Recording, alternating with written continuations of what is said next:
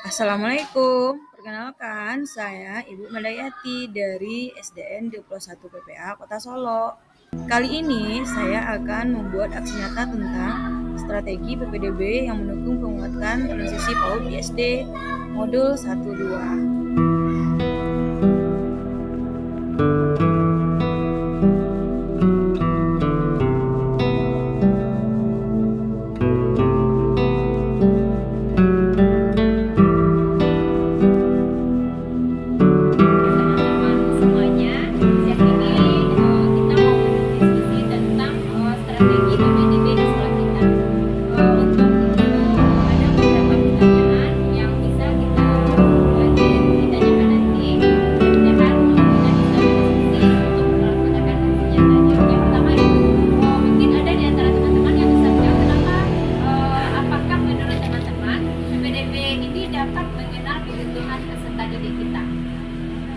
Menurut saya, PPDB itu dapat membantu kita untuk menggali informasi dan potensi dari peserta didik, yaitu seperti dari data demografisnya, ketika mereka mengisi program pendaftaran, kita dapat mengumpulkan data seperti usia, jenis kelamin, alamat dan latar belakang keluarga dari peserta didik kita. Kemudian data akademiknya, dari nilai rapor yang dilakukan atau ijazah yang dilakukan, kita bisa melihat kebijakan akademik yang dilakukan.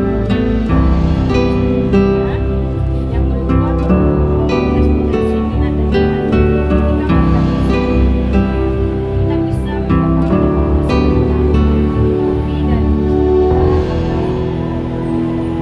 belajar atau kehidupan akademik yang menyenangkan. Saya seperti itu.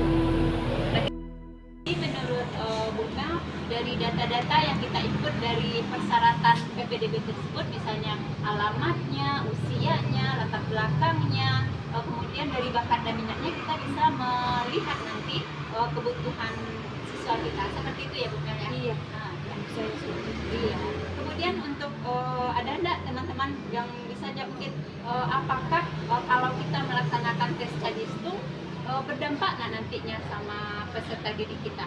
Ya, menurut saya penghapusan pada Hutbul Merdeka ini adalah langkah yang progresif oleh pemerintah. Karena ada beberapa pertimbangan. Pertama kan kita fokus pada pengembangan potensi anak.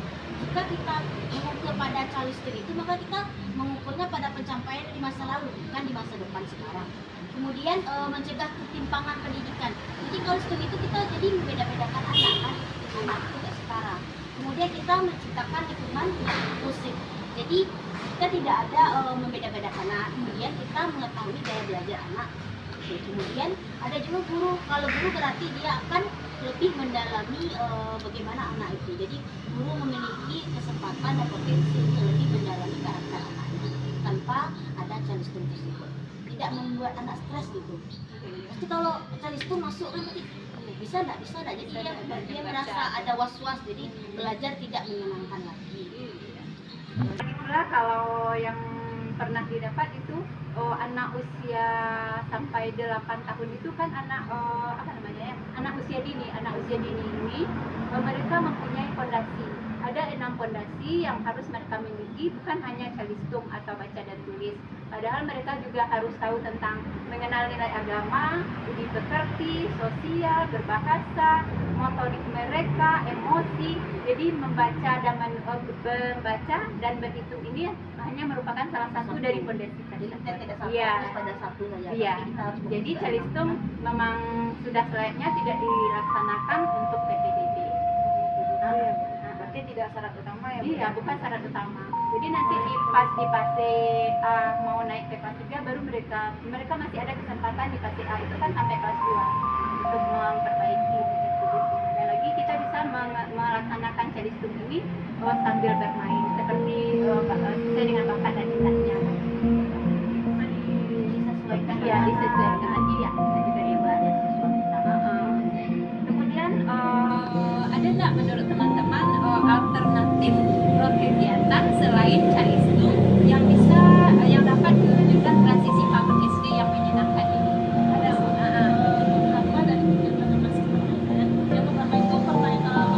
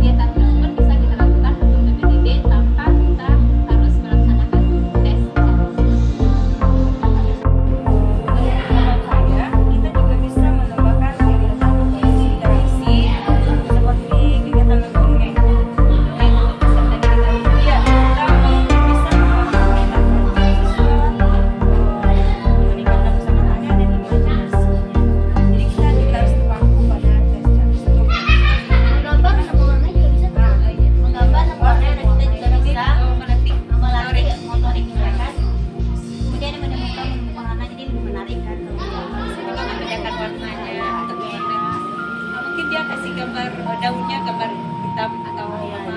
Sejauh Bisa bermain dengan apa benda-benda konkret, Beda-beda konten juga ya. bisa dia konsep bilangan, bentuk dan warna.